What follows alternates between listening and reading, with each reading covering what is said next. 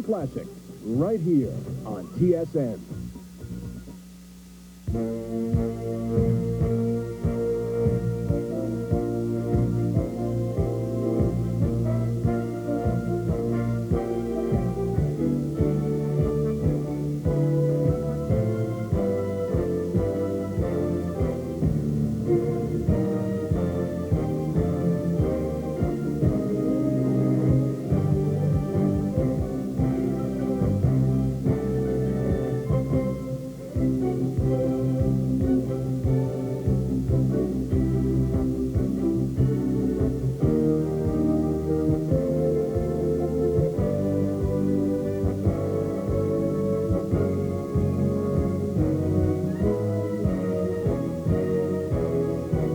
A great night for sailing and a great night for the Maple Leaf Trotting Classic on TSN.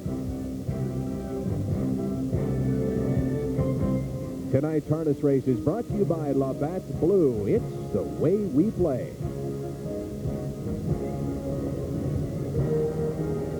Hi, everybody, and welcome to Greenwood Raceway in Toronto. I'm Michael Landsberg. Welcome to the Maple Leaf Trotting Classic. Classic is often a much overused word, but in terms of last year, it was right on. What a race it was for the Maple Leaf Trotting Classic. You saw segments of it in our opening.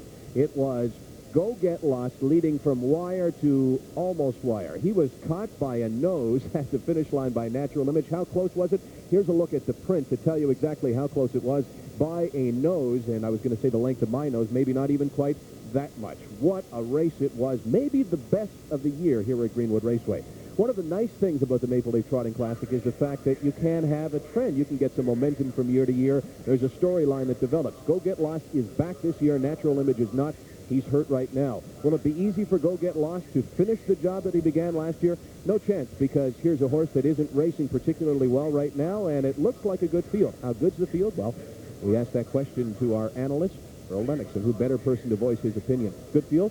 It is a very good field. The horses are well matched. We're missing the best trotter currently in competition in the world, Napolitano. He's owned in Europe. His owners didn't nominate him to the Maple Leaf Classic, but we have all the rest. The horse that was second to him last week in the Statue of Liberty, the horse that was third to him last week in the Statue of Liberty, and horses who have consistently raced against and beat them all summer. We'll take a look at the field. Let's also talk about last year for a second. Best race that you saw here at Greenwood? Best race I've seen in a long time here at Greenwood. Well, the best race since Jade Lobel and Frugal Gourmet, I guess. Best race since one of yours won, right? Let's take a look at the two fields for two eliminations. One of the things that you have to do tonight is qualify for the final, and it's not particularly difficult. This is much like the National Hockey League in that the regular season doesn't mean a whole lot. There'll be two races with 6 in each. The top 4 will qualify, and they'll draw between the 5th-place finishers. The first elimination features some excellent horses. Clearly, this is a stronger field. Certainly is. Go Get Lost has the 2-hole No Sex Please, who finished ahead of him his last 2 starts, won and finished second, where Go Get Lost was third.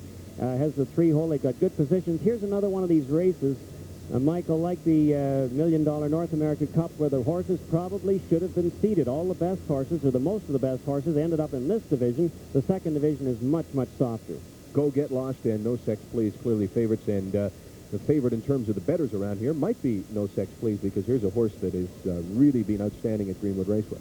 Well, he's been a sentimental favorite for the fans and for the horsemen for the last 2 seasons. He was voted 2-year-old Trotter of the Year on the Jockey Club. He was voted 3-year-old Trotter of the Year, and he is the most likable owner, Ronnie Waples Jr. I believe the only horse that has raced in eliminations heats with 2 races in the same night is Go Get Lost. He did it in Europe.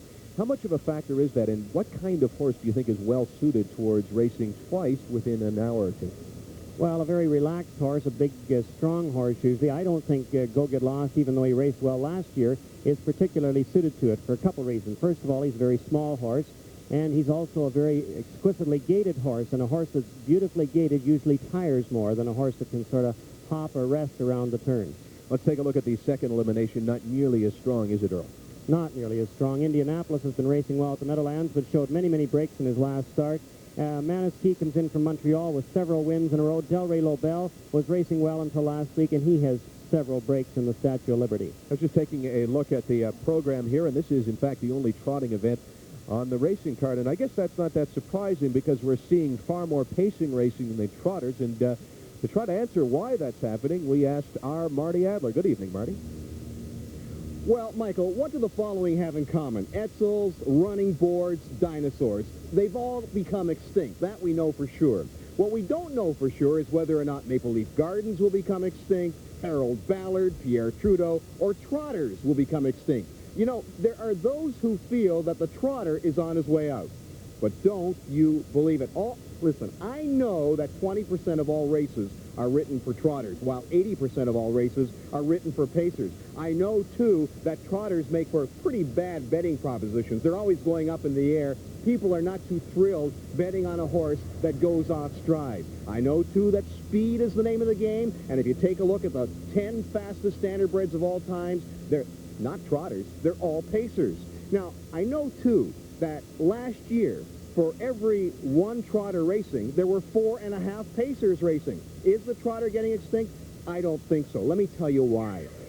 In 1988, the average trotter made $8,127. The average pacer made $7,147. Trotters make more money than pacers. They'll always be around. The 1988 Horse of the Year was a trotter, Mac Lobel. And the trot is a natural gait. They're much prettier. And I'm sure sportscasters can identify with that, Michael. Thank you. And you know what might become extinct? Marty's jokes about Toronto. Clearly, there's a guy that is not from Toronto, takes a shot at this city every chance he gets. A beautiful night in Toronto, though, at Greenwood Raceway. This is the Maple Leaf Trotting Classic. Got to qualify for the final, and we'll see the two eliminations when we return to Greenwood right after this.